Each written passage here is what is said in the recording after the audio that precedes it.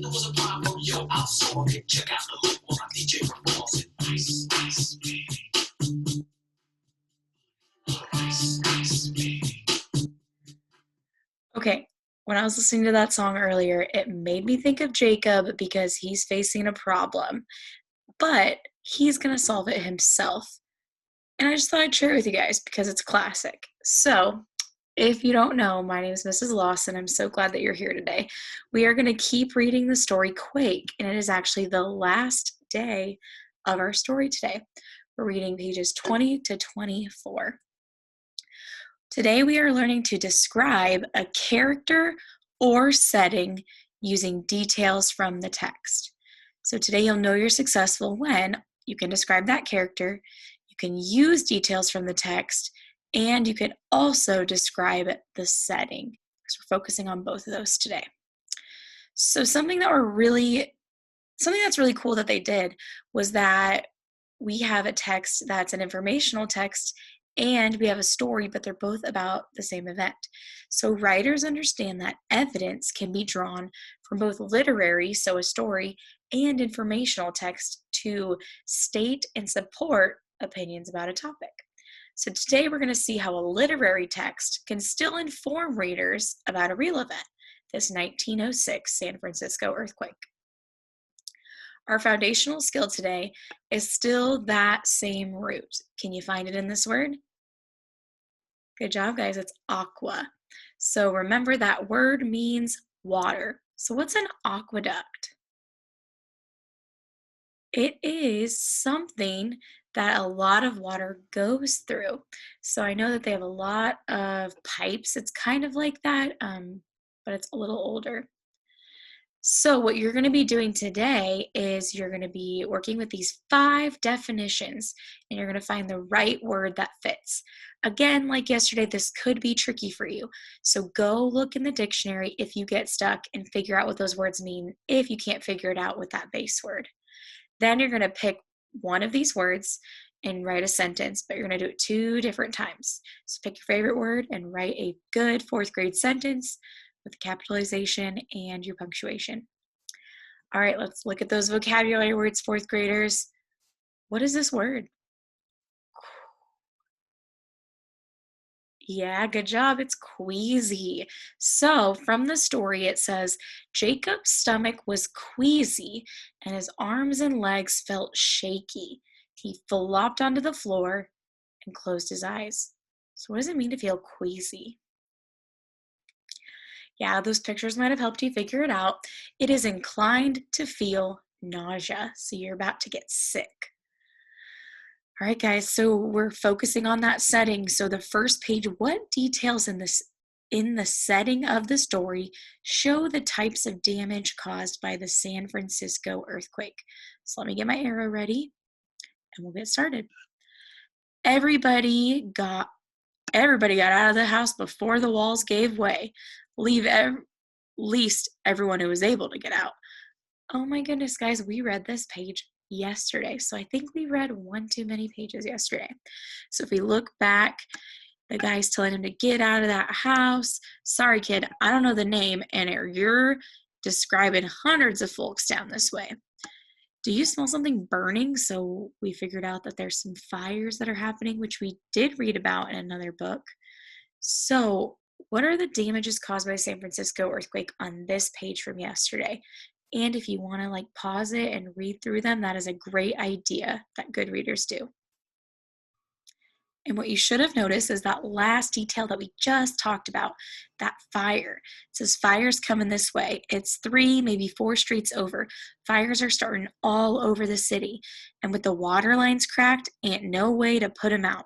Don't know what we're going to do. So there's some fires that are damaging things. And now we're going to look at we're looking for more details of the setting. What is happening? What damage? Who's going to worry about these cheap boarding houses when them big fancy buildings downtown is in danger of burning up? Hey, Mac, a voice called from the collapsed Nevada house. Over here, yelled the man who was helping Jacob. Think I got somebody. Can you give a hand?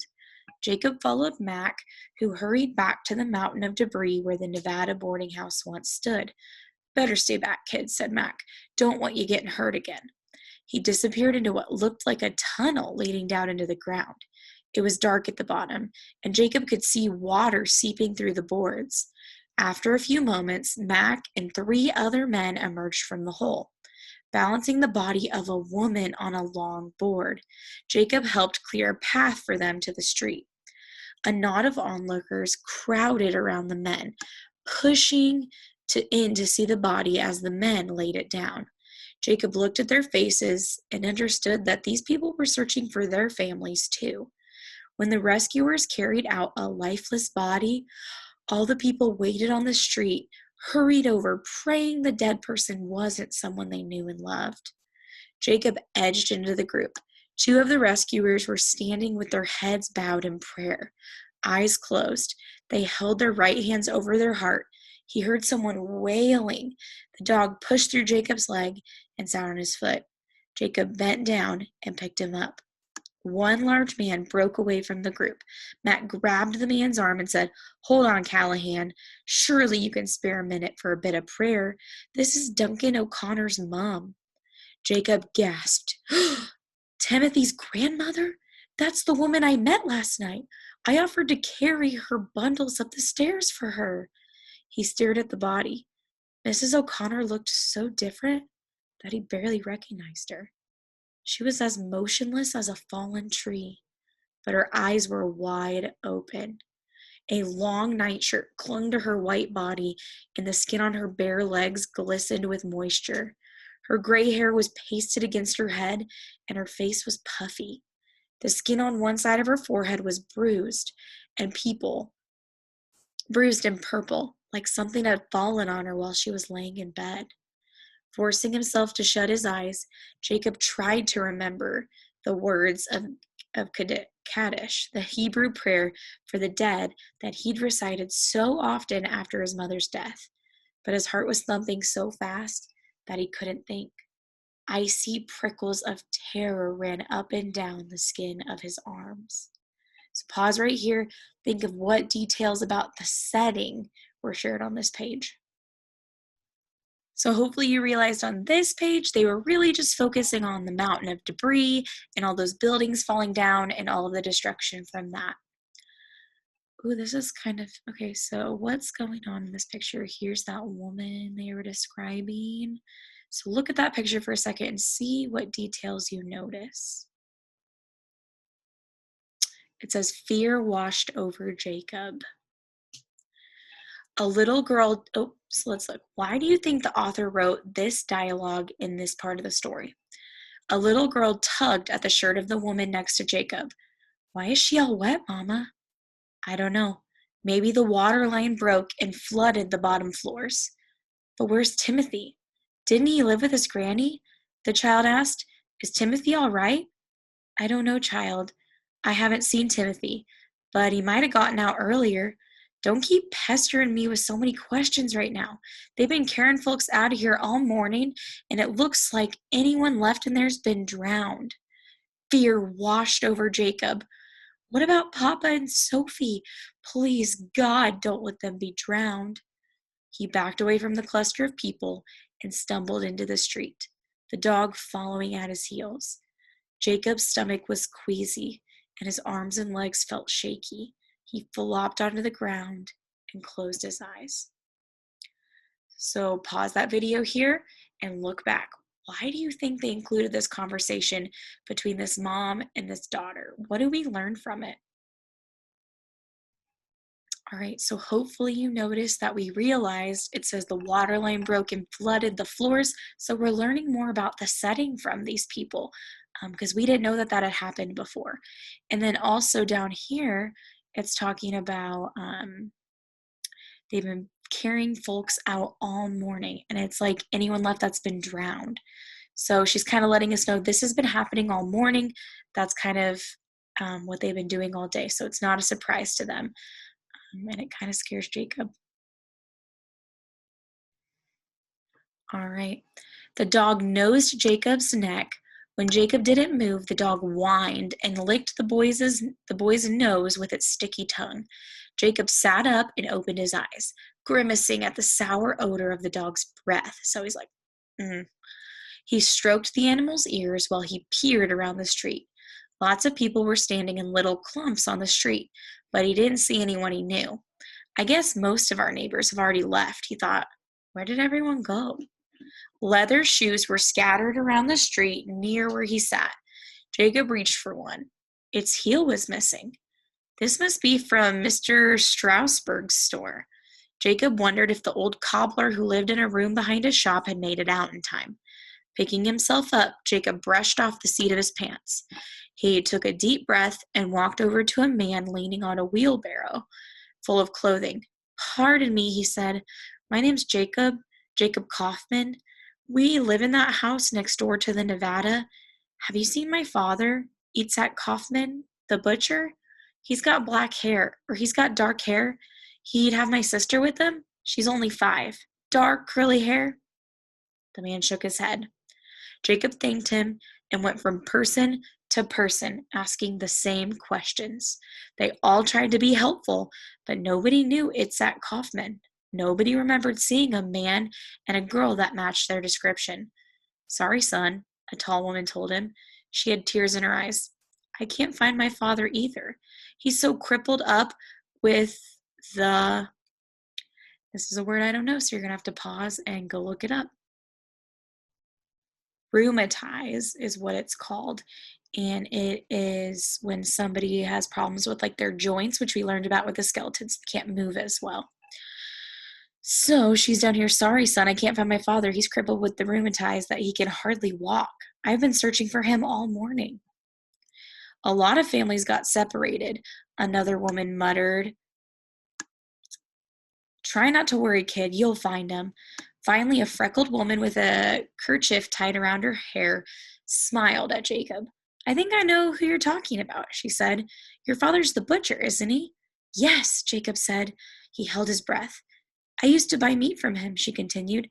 His wife died not too long ago, right? Jacob nodded. Have you seen him? I saw someone who looked like him on the street this morning, maybe an hour or 2 ago. He was carrying a little girl. She had her thumb in her mouth. That's her, Jacob said. That's Sophie. They're alive, both of them. Jacob felt like flying. Do you know where they went? The woman shook her head. No, can't say I do, but maybe someone else saw them. She turned and called to a red-haired man in a cap. Eddie, you remember the butcher, Mr. Kaufman? He lived in the same building as Fritz. Have you seen him? This is his son. The man nodded at Jacob. Kaufman, the butcher? Yes, I know your da. Saw him this morning. I did, right after the big shake. He looked around the street, but that was a couple hours ago. Don't know where he is now. Maybe you got an aunt or granny living down here? No, my uncle. Suddenly a thought flashed through Jacob's mind. I know where they went. Papa thinks I'm at Uncle Avi's stand. He must have gone looking for me there, Jacob exclaimed. He shook the man's hand up and down. Thank you, mister. Thank you. Tears slid down Jacob's cheek. He wiped them with the sleeves as he stammered, See, I was afraid that... Of course you were. The man patted Jacob's shoulder. I understand, he said. It's only natural. You were afraid your dog got crashed with when the building fell. That's how any man would feel. Swallowing hard, Jacob tried to steady his voice. Well, I'll be seeing you, he said. Good luck, and thanks again for your help. Jacob took off at a trot, heading back towards Market Street. The dog bound along beside him. And that's the end, guys. So it's an excerpt. So it's not the full story. It's just a piece of it. So we kind of have to guess what we think is going to happen next because we're not going to read any more of this. So what problems did people face as a result of the earthquake? So what happened to people because the earthquake happened? Just take a quick second and think back to the story. Okay, so hopefully you looked at this page right here that I left you on because it says a lot of families got separated. That was one result. Because of the quake, they were in different spots and they can't find each other. That's a big one. Another issue that people had was back here, the water line breaking, and they could have drowned in their homes if they're stuck down in there. And then, like I kind of was just talking about, that big mountain of debris. What caused all those pieces to be down there on the ground, fourth graders? Yeah, their homes were destroyed. They might have fallen over. Pieces might be falling out of it. Um, but those were some of the results of the earthquake. All right, for your reading response today, what is Jacob's goal in this section of the text? What is he trying to do? And number two, what clues does the author give about Jacob's emotion as he searches for his family? So I gave you quite a few pieces of the story to look at. Look through those, see if there's any clues on how Jacob's feeling and what goal he's trying to achieve. Great job today, fourth graders. I loved reading Quake with you. Can't wait to read the next one with you. Have a great day, guys. Bye.